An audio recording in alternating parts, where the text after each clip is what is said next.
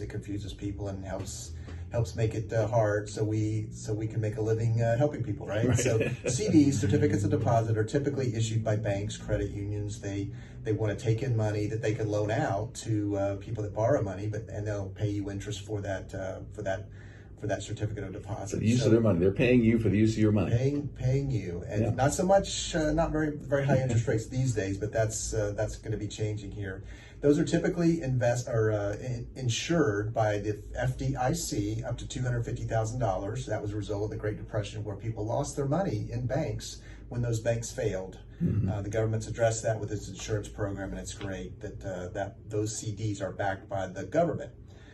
And so treasuries, treasury bills, treasury notes, treasury bonds are directly issued by the U.S. government. They are loans. Again, they want the use of your money. They will pay you interest for that while they spend money on defense programs, whatever. It's not really easy for individuals to own treasuries. They typically own treasuries inside of a mutual fund or an exchange traded fund. But and there's you can't buy them directly at the bank. Not so much. At certain banks. Yeah. Not so much. You could buy them in a brokerage account, but I see people more, investing in a fund that holds treasuries. And so, treasury bills, just educationally, are maturities less than a year. Treasury notes have a term of 2 to 10 years, and then treasury bonds are greater than 10 years. So just different vernacular for different kinds of loans or investments from the government. So which one's safer? They're all safe as the government, because the government owns the printing press. They can pay you back with bills that they print off. So they are all backed by the full faith and credit of the U.S. government. Okay, so let's talk about the difference though in CDs. You buy a CD, and today it feels like you're paying them to hold it as opposed to them paying you. But let's say you get 0.5% or 1%, whatever it is you're getting, and you hold that for 3 years. You get the money out. The disadvantage to that would be if you want to get it out early, they have an early surrender penalty to get it out. That's true. So with the Treasury, though, it works differently than that if you want to get your money out. That's talk right. about that a little bit. Treasuries are completely liquid. You could, I thought I wanted to buy a Treasury note and hold it for 5 years, and guess what? I need the money, so I can sell that through a brokerage firm or whatever and get my money out on a kind of a next day basis. CD penalties, you pretty much have to hold it until for the term, whether that's 30 days, 6 months, 3 years, whatever. Yeah, some banks have some special exceptions for seniors and things inside there to try to keep them there, I guess, to keep those penalties away. But and let's talk about the risk involved, whether it's a Treasury bill, which is the shorter ones, and then you've got the notes, which are a little longer maturity, kind of a medium term, and then the bonds, which are longer term. What's the difference? Because I would say, well, I want to buy this 20-year bond because it's paying more. 1% more than the other one was. So what's my drawback to that?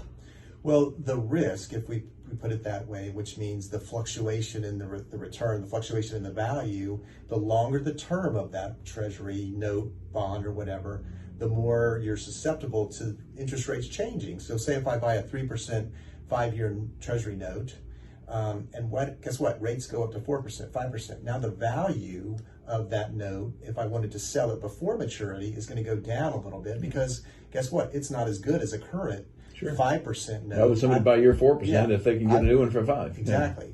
But on the other hand, if I say, well, you know what? I don't need to sell it. I'm just going to hold it to maturity. Well, then that value will come right back to where it was, right back to 100%, and you'll get all your money back. So there's no risk, there's no decline in value if you're willing to kind of hold it to maturity.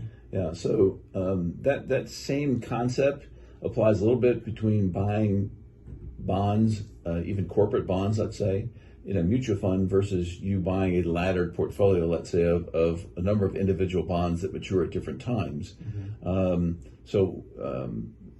are some of the advantages of doing it in a laddered versus doing a bond mutual fund? Yeah, staggering maturities, buying a 1 year, a 2 year, a 3 year, a 5 year, say on out to 10 years. You can buy those bonds and say, you know what, I'm indifferent to what interest rates do, because I'm just going to hold this to maturity. And then every year as those bonds mature, I'll reinvest into new bonds.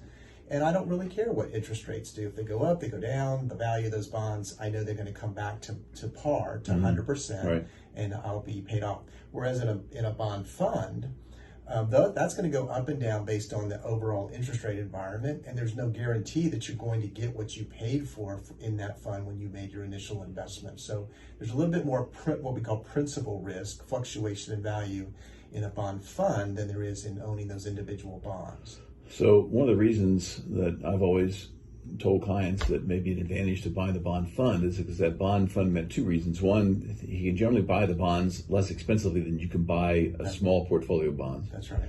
And then he's going to diversify it. I guess that's three. And then the third thing would be that they're going to actively buy and sell those bonds inside there. So as you see, the price of a bond may go up and it's selling at a premium, but it's going to mature in 2 years. They may want to go ahead and sell that now because they know over the next 2 years they're going to lose that premium as it goes back to par by maturity.